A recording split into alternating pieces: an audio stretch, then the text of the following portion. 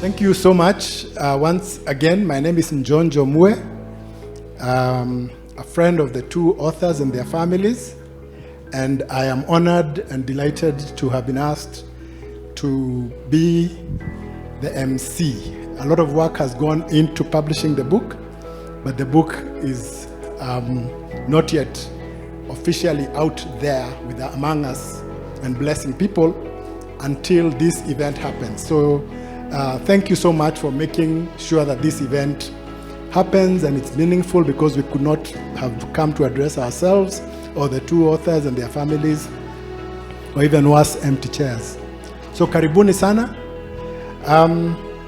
I once attended a course on creative writing at Desta University for one semester, and we had writers come to speak to us about their experiences and challenges.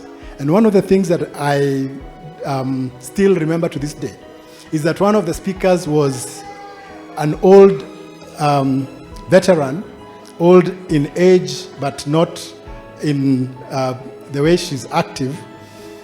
You may have heard her name. She's a freedom fighter called Muthoni Likimani. Muthoni Likimani was detained during the emergency, but she's written a lot of books, including into her 80s. She must be probably 90 by now. And the one thing that she told us, and we were fairly young compared to her, she said the one thing that's really frustrating her these days, having suffered under the Kaburu rule, colonialism, is that it is those same people who are coming back to write our stories. And she was referring to books like the British Gulag, and there was another one that has been written about the way Mau Mau freedom fighters were tortured.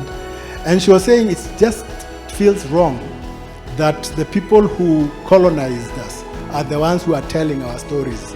And she was challenging us to tell our stories, and saying that we are not doing a very good job of it. So every time I'm invited to the launch of a book such as this one, I remember that, and I want to just, if I had her number, I would tell her, we are doing what you challenged us to do, because our stories need to be told in the manner that Shiko and June have done with this particular book that has brought us here. In our program today, we've got two experts who are in that space, that area of mental health, to share with us some of their expertise on life cycle wellness. Stella Maina is the first one, who is a counseling psychologist practicing at Life Cycle Wellness. She is passionate about healthy families, guiding them through transitional crisis. She works at evaluating and treating psychological issues that come about from situations such as marriage crisis, death or divorce, post-traumatic stress, new medical diagnosis, wellness in the workplace, highlighting behavioral patterns and problematic relations, and taking a holistic approach to wellness. Stella has a Master's of Arts in Counseling Psychology degree with a specialization in family and marriage counseling. She also has a Master's in Business Administration and a Bachelor of Arts in Communication. Fantastic friends of mine I have known for a couple of years now. We have done some work together, and it's a pleasure to be here with them as they hit this major milestone. I'm very, very, very proud of them. And before we go any further, I want to ask Shiko and Mama Shiko to kindly join us on stage. So we want them to role play that relationship. This book it's about mother and child. Today we'll be talking about mothers and their relationship with their children. And today we will practice with Shiko and her mommy. And Shiko will ask her mom questions picked from the book, just to role play for us how we are going to use it when we go home. Is that okay? Good. Okay, karibuni sana. So we've been talking. Yeah. And there's one question I haven't asked you. Yeah. What do you remember about the day I was born? What happened that day? How did you wake up? Did you go to work? What was that day like, the day I was born? It was a Friday. Mm-hmm. It was a working day. Okay. So I just woke up, went to work, finished work, and went back home. I did my usual chores, and then at around 6 or 7 thereabout, I started knocking.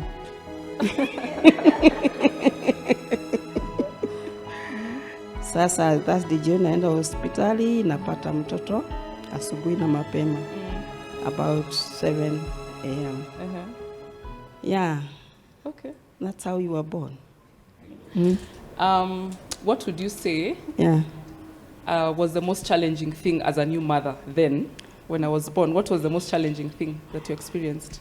The baby comes and you just have to start learning Yeah. what to do with the baby. Yeah. You don't know how to wash the baby, you don't know how to feed the baby, you don't know anything, you're just a new mother. Yeah. I'm sure you must have had that experience too. Yes. Did I cry a lot? Nilikusumba No, usiku? Did I wake up many times? Do you yeah, you are remember? not a crying baby. It's only that ulikuwa nakula sana.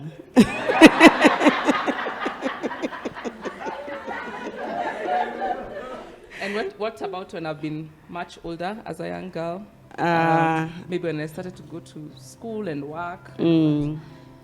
The most thing that challenged me during those times is because I was working, and my workplace was quite demanding, very, very demanding. Yes. And maybe finding enough time to spend with you as my child, they would have loved to. It was an uphill task. Okay. Asante sana. Asante. The conversation will continue. Okay. Ladies and gentlemen, my mom.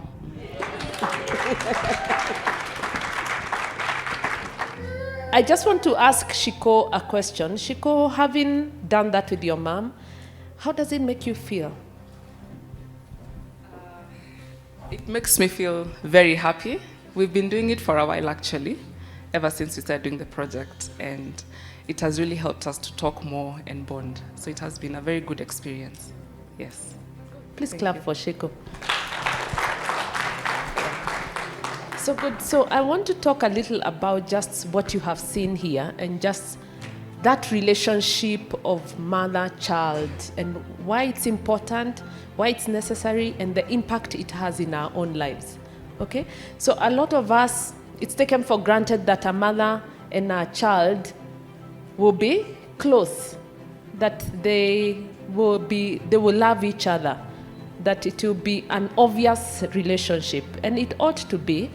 And that's what we hear people saying a maternal bond that is formed with mother and child. And this actually happens right, some people would say from conception, but actually right from the birth process and through the breastfeeding process, you develop a maternal connection with your mother.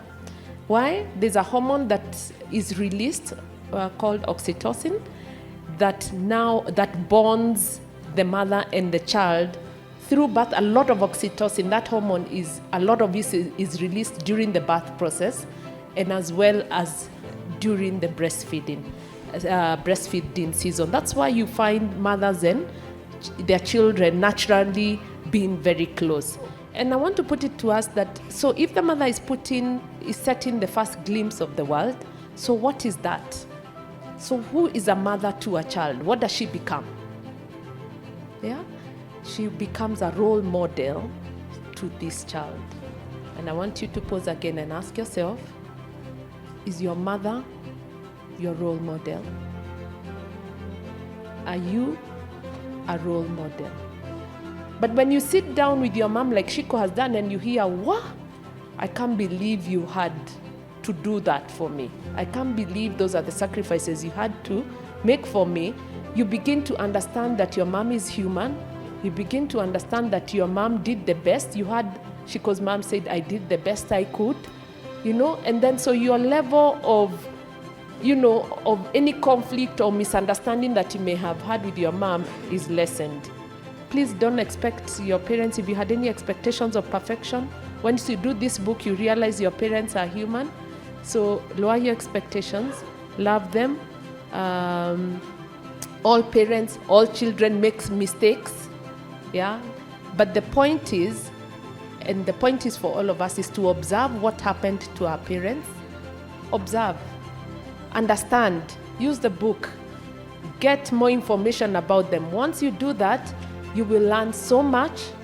Then you will forgive any pain or any heartache you have carried, and then you will grow. Purpose to grow from that experience. If you feel they made mistakes, they were never there, they gave us up to the house girl, they used to travel all over the world, can you choose to be a better parent? Yeah? If they used to beat us with a mwiko and throw you, I don't know with what, you can purpose to learn how to discipline your children differently. So observe, learn, forgive, and grow. Thank you very much. I want to invite the two of them to come and to have this brief conversation. And I also want to invite Farida.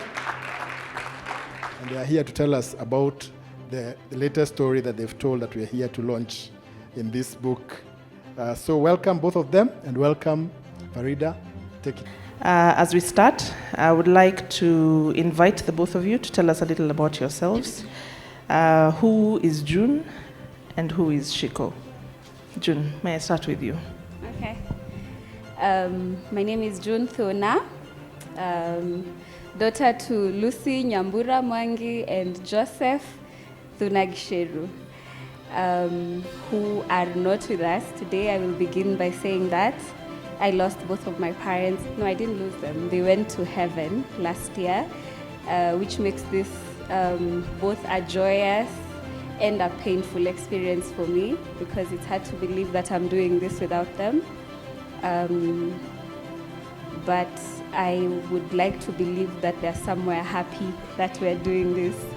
And if the pain that I have felt doing this helps another person get to know their mom more or builds another relationship, that will have been pain that that did good. I did a book similar to this on Amazon, but not, it was a very basic book a while back, which is when I had the idea, I think about 2 years ago. And then Shiko saw the book and thought, oh my goodness, why don't we do that and create a book that is very specific to the Kenyan context, to the Kenyan mother. And we began that journey. That must have been in 2020. And the book, the idea behind the book is to help you have conversations that you don't normally think to have with your mother. And that's whether you're a son or a daughter. But from the time that you got that idea together with Shiko, interesting things were happening in your life. Yes. Do you want to talk about that and Yeah, sure. in relation to this book? Yeah, sure. So at the time that we decided to begin this journey, my mom was very sick. My mom had leukemia and had been battling it for about 5 years. And so, in fact, when we began the book, I showed it to her. We had a conversation about it, and she loved the idea. That's the first sample we ever printed. But it was very difficult to move on because we had, a lot of trips in and out of the hospital, and emotionally I was not present enough to do the book. Eventually, when it felt as though I think she had recovered for some time, and so we printed the next sample, and then immediately she got very sick. So I remember I showed her that sample, and she couldn't speak even. She just looked at it and smiled, and I considered that an endorsement from my mother. But that's why it took so long. It took us 2 years to actually make the idea a reality, simply because of the things that were going on with her health. Yeah. Okay. Eventually, in 2021, in June, she passed on. And at that point, I didn't even think I could do the book, because initially my joy was the idea of getting to sit with her and ask the questions. And I mean, I didn't like the idea that I wasn't going to have that opportunity. So yeah, so it took a while again to kickstart the project. And now I decided to do it as a dedication to her. and that made me feel better, because I mean, she may not be here, but I feel like she endorsed it, and I look forward to digging up her history using the book, which I think is one way we could use the book. If your mother is not around, for the sake of future generations, and for your own sake, you could find people that knew her friends, her sisters, her siblings, and find people who will tell you stories about her. Yeah. Thank you, June, for sharing with us that story. Shiko, for you, what inspired you to do this project? As June has said, the first time I saw the book that she had done, it was maybe for young people, like maybe teenagers asking their questions, maybe something like, what do you like to do for fun? That's what you're asking your mom. But when I saw it, I just thought this could be something that adults could do with their parents, because it's not all of us who know our parents, There are so many things that we don't know. And so I thought we could develop this here. And so my inspiration was the opportunity to be able to have conversations with my mom like the way we've done. And we've been doing it for a while now.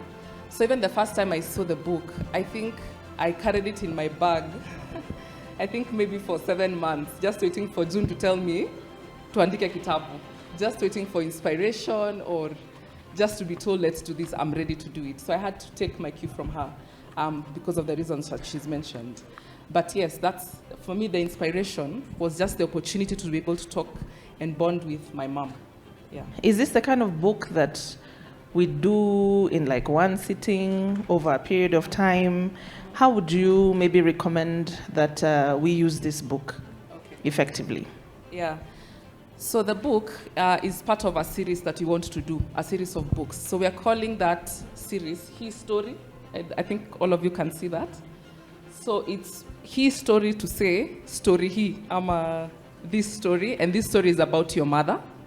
And also history, getting that history. So it has several chapters, and there are many questions, yes. But it's not the interview that we are doing right now. So the idea is to do the book over a long period of time. Some of the things that we've recommended, which is also something I started to do with my mom, we tried to talk weekly. We have not done that maybe the last 3 weeks because of planning this event, but we started to do it, have conversations weekly. We've recommended going out of town with your mom, just the normal conversations that you have every day to incorporate some of these questions. So it's something that you do for a long time. And it's not just something I think we've missed. It's not just mothers and daughters. It's mothers and their children. So it could be daughters and sons. So it's mothers and their children. We encourage you to record as much as possible, because this is to help you bond, but it is also a history collection tool of some sort. So we are guiding you to help you know the kinds of questions you need to ask. But don't feel limited by the book. Record as much as you can. You may need to get a journal alongside it. We felt that adding too many pages will make the book too bulky, and we want this to be a book that you keep in your purse, walk around with for family meetings. Make sure you have make sure you have it, just because you want these conversations to flow as naturally as possible. So yeah, so this is not the only place you take your history down. Okay. Yeah. And also for those of us who are yet to have our children or have chosen not to have their children of their own through biological, parenting, what happens to people like those? Is this a book that they can still relate with? What about people who've adopted? There are all these dynamics in the process of life and parenting and mothering. What do you say to them? So I'll begin by saying that the point of the book is to honor every woman's story. By the time, as you grow older, so if, for example, you decide not to have biological children, or you don't have biological children, not by choice, you still play a role in society where the future generation, such that the future generation will benefit from your story. So don't feel locked out of this experience. Take the time to record your history, your story. You have nieces and nephews. You have people you go to church with, people you mentor. So this is a tool for you too. But people like me whose parents, whose moms have gone to heaven, like I said, this is a tool to help you. In fact, for me, it's a tool to help me grieve, because it's very difficult to go back to those memories. And sometimes when I'm going through the book, it's painful because I'm like, this question Mom would have answered so quickly, but now she's not here. So I have to talk to Shosho, I have to talk to, her friends. But that process has been a healing process for me. So you're welcome to do the book as well. For those reasons, I think I've spoken to a few people who have considered it a helpful tool for grieving. And one last thing, I feel like the moment my mom passed on, I was very concerned about people are going to forget her. People are going to forget her. I don't want her to be forgotten. And this has helped me because I don't even want the way she laughed to be forgotten. So all those recordings of any time she was laughing, what she liked to eat, I want all that recorded so that my children will never wonder where I came from and what kind of woman she was. Yeah. Thank you for sharing that. Yeah, Shiko. And I think the other thing for me, something I've also encouraged our 3 older sons. I told you we have 5 sons. Karobi and I have 5 sons we are raising. 3 of them, the older ones, their mom passed away a few years ago. So I've been encouraging them to get to know as much as they can about their mother. So they've been talking with their aunties and their grandmother who is still there. So there's so much to do with the book. So many gaps to fill. So there's anybody can do this, either for yourself, for your adopted children. There's just a lot that the book can help you with. So anybody can do it. Okay. I understand what you're saying about this being a tool that can assist with grief. In writing and talking about somebody who's departed, because you always feel robbed, but this sort of helps you to bring them back in when you feel like you can tell their story. So I do identify with that. How has your relationship with your mother, Shiko, influenced the book? And I know, June, you've talked a little bit about that, but you may also feel free to say something about that. But I can start with you, Shiko. How has your relationship with your mom influenced the book? Like I said, when I saw the idea, I resonated with it because it looked like an opportunity to be able to bond with my mom. And that's something that we've also discussed with her, and I think I have her permission to say this. We've talked about how our relationship could have been better or different, simply because we did not get to bond as much as either of us desired. But over time, we have been able to change that, or we are changing that, or in the process of changing that. But the idea that families and relationships could be changed by this, to me, it's an amazing thing. And I'm so happy to be part of such a project. That's amazing. We're happy that you guys started this project. June, for you, anything? The last few years of my mom's life, we spent a lot of time together. I went with her to India and we lived in a small house and we had so many conversations. I remember thinking, oh my goodness, you could have your mom all these years and love her to death and not know her, not know things like those, not know things. Like I remember the one thing that I found very powerful was the last time I had my mom speak, we were trying to do memory exercises because she kept having memory lapses. So sometimes I ask her, do you remember my name? And she's not sure. Sometimes, and then, but every time I said, which day was I born? She says Wednesday. And then I ask, and when was Eric born? She says Sunday. Doesn't remember which year, doesn't remember which month, but knows it was a Sunday, right? But I thought that was so interesting because that was meaningful, that was that powerful for her. Mm-hmm. Anyway, so my relationship with my mom is a great reason that I I am doing this, because we had a great relationship. She would have been so happy to do this book with me and answer these questions. And I think that is an opportunity that is, it's an honor to give that opportunity to other families. Yeah. So I wanted to read the dedication that's in the book for her. Kindly allow me. Please go ahead. Yeah. So, a year later, I have no words to describe the pain of losing you. Yet I know that if you could speak back to me, you would insist that you are not lost. You are with your Father in heaven. You would remind me that to be absent in the flesh is to be present with the Lord. I hope you're enjoying your rest. You deserve it. You lived an exemplary life.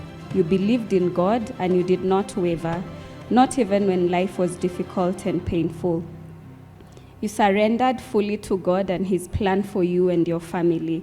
You were a good and faithful servant. Parenting was a calling for you. You were wholeheartedly invested in seeing your children achieve their full potential. You believed that godly parenting is the way to impact generations. You made untold sacrifices for us. Thank you. Your labor was not in vain. May God crown you with glory. I live for the day I will see you again.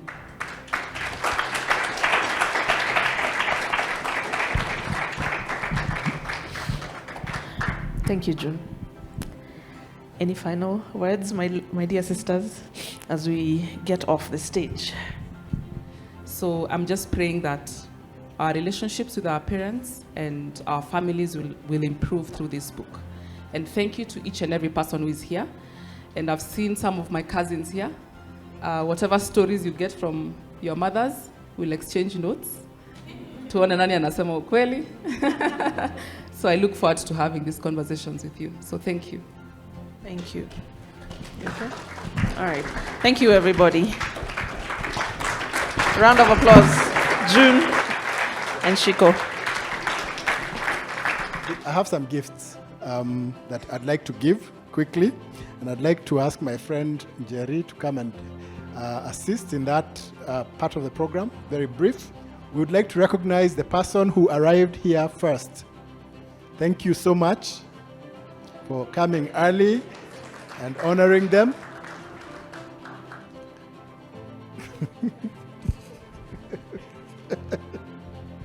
The second person we'd like to honor is the oldest dad in the room. Please come forward, sir. Please tell us your name. My name is Shiko's uncle. I'm Kiari Samo Kibe. That is one of the Kibes, our sons.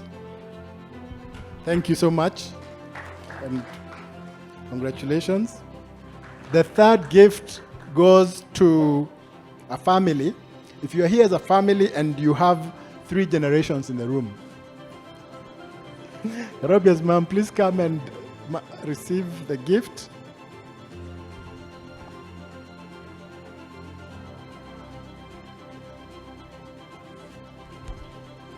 And it's my privilege now to invite Reverend Edward Ondachi. Reverend Ondachi is a good friend. He is currently serving as a senior pastor of Mavuno Church, Lavington. I was walking around with it today and I got 5 orders. Can you imagine? That is what this book is doing to people. Because it is more than a book. It is a relationship builder. That's what it is. It's not a book you read by yourself. It's a book that enriches your relationship with someone. And that's how fantastically written it is. So we want to launch the book, but the ladies did invite me to say a few words. And I think when we were seated together, they kept sparking in me reminders of things that I've gone through. So without taking too long, could I tell you the story of 4 remarkable women? 4 of them.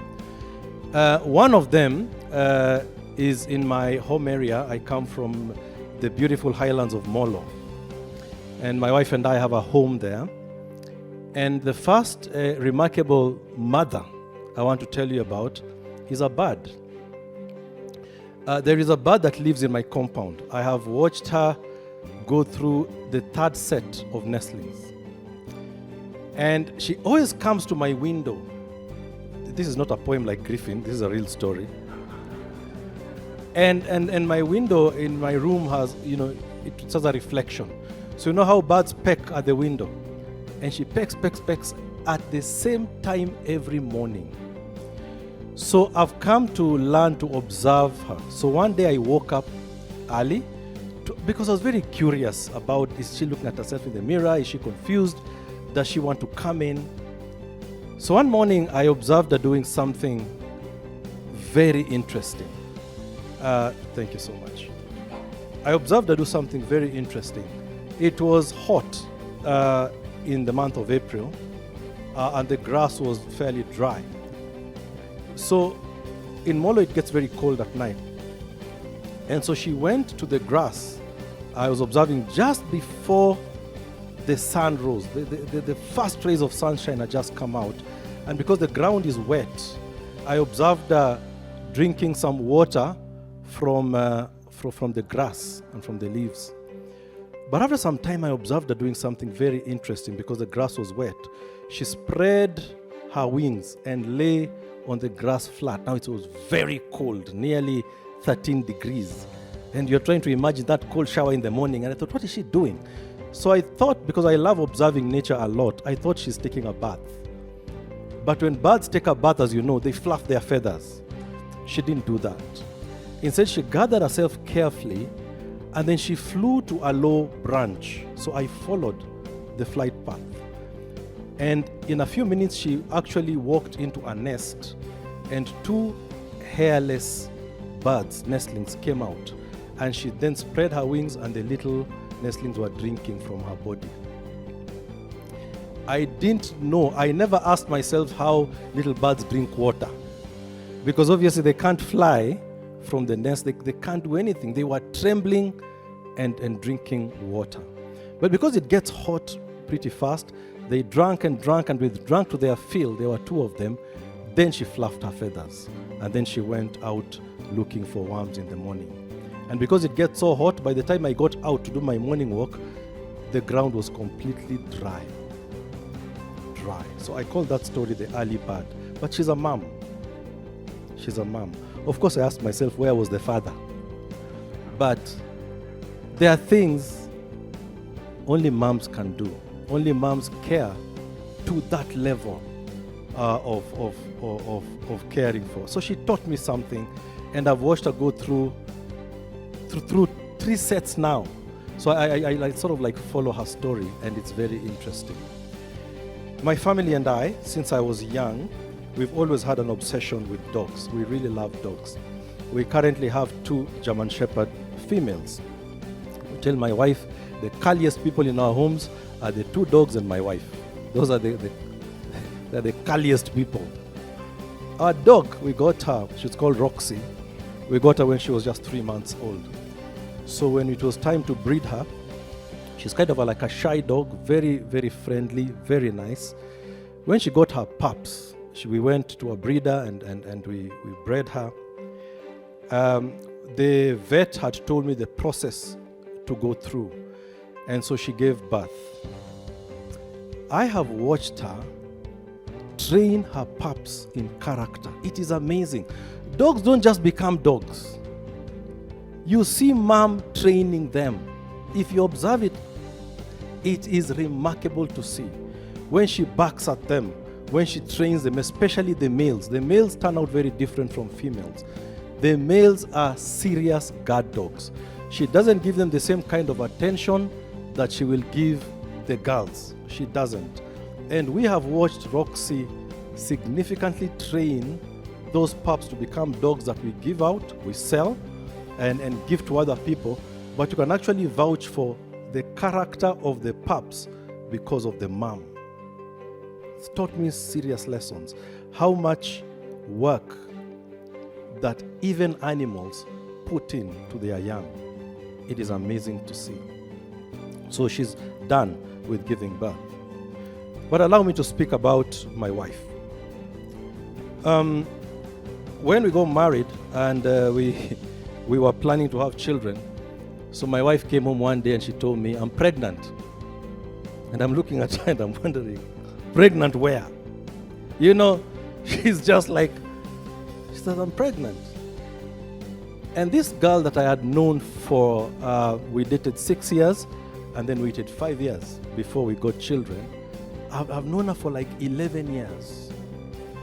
From the day she came from a doctor's visit and she told me she's pregnant and her stomach was completely flat, her relationship with our sons began.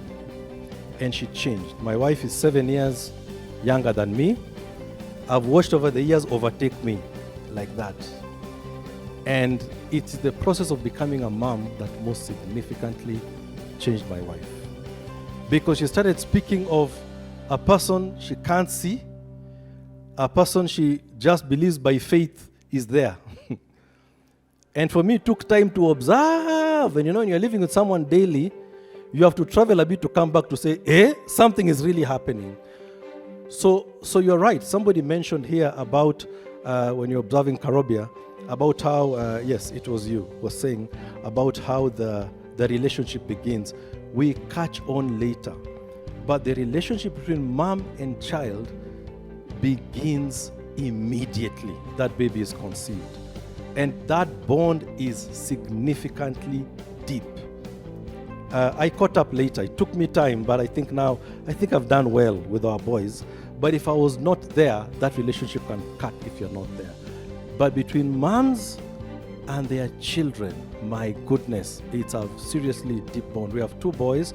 Joel is now 17 and Roderick is 13. So one day, just earlier this year actually, sometime, I think April or May this year, part of our family lives abroad.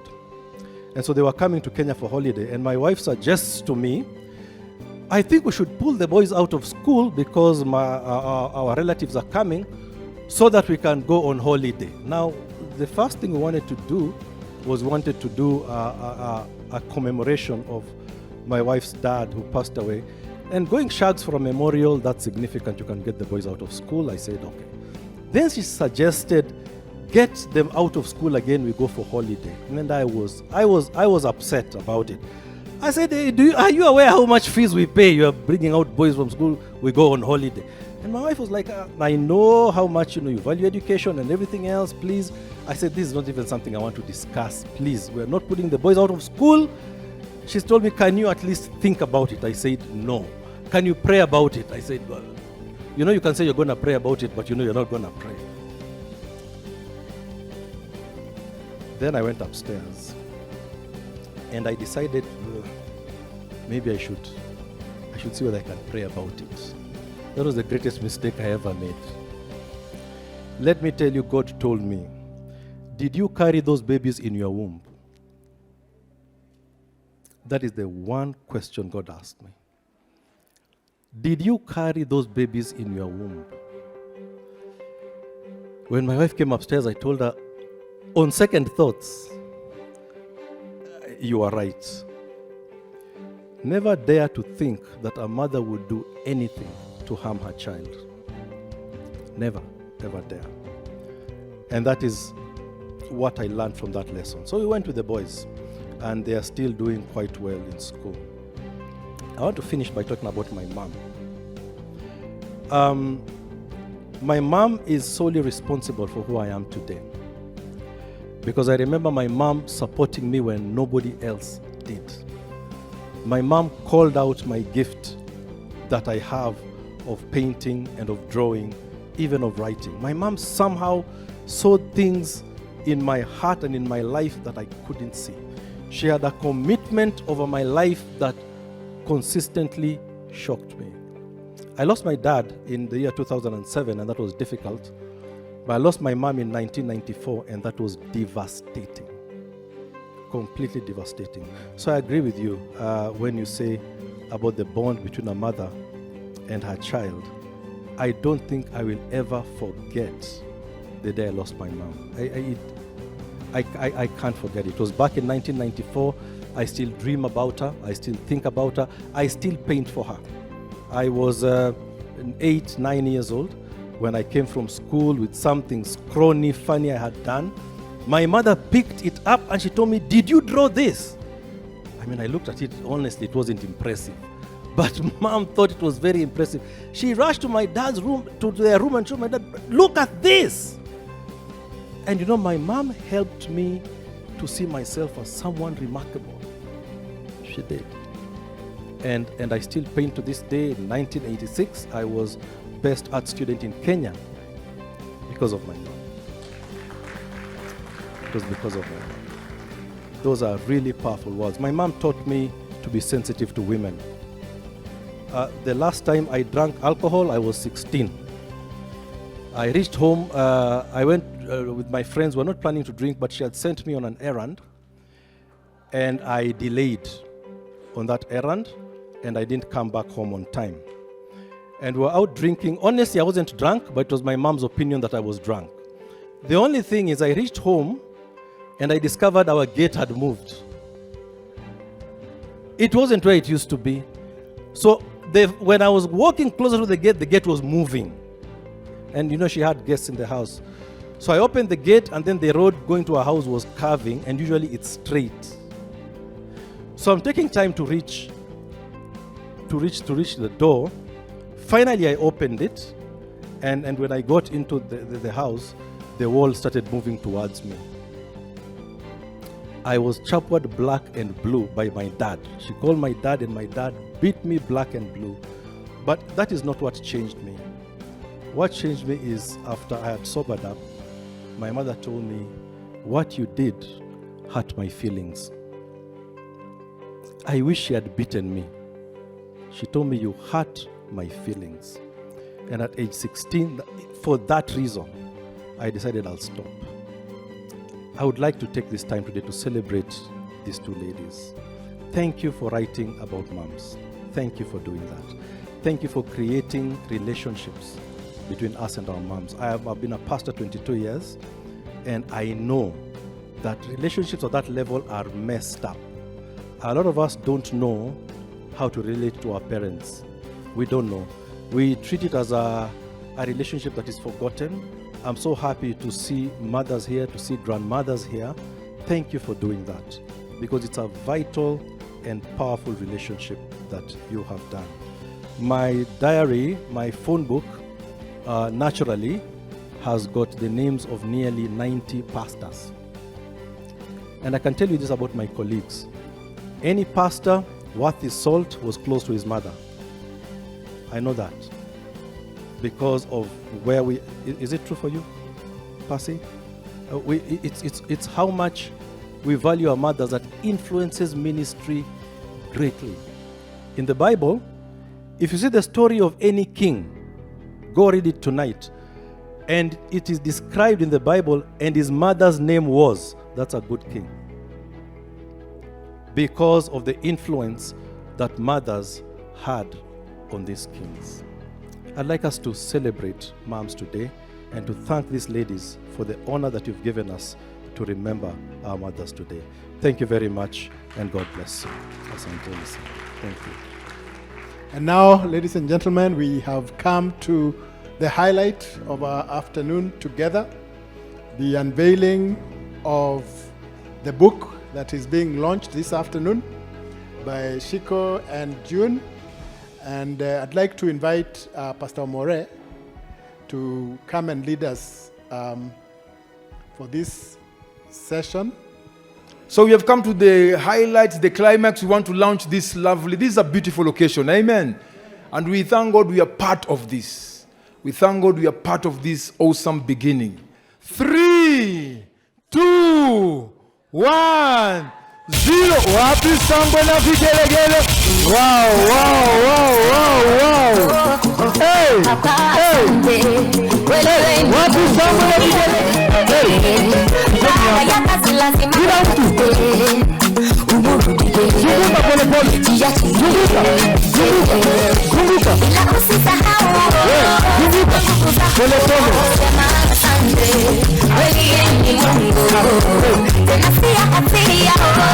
Spend your Sunday, kweli yeye ni Mungu.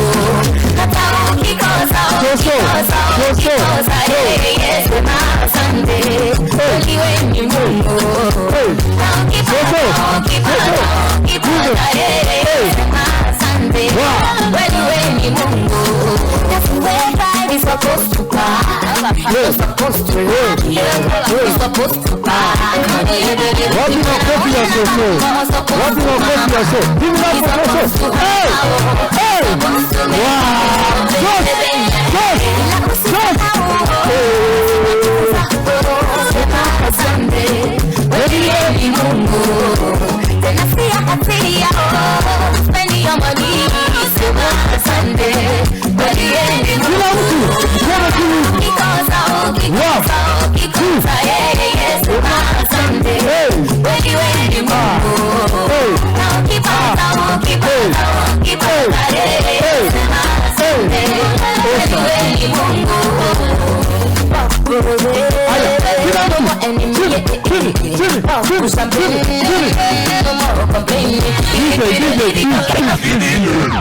Wow! Wow, that was awesome.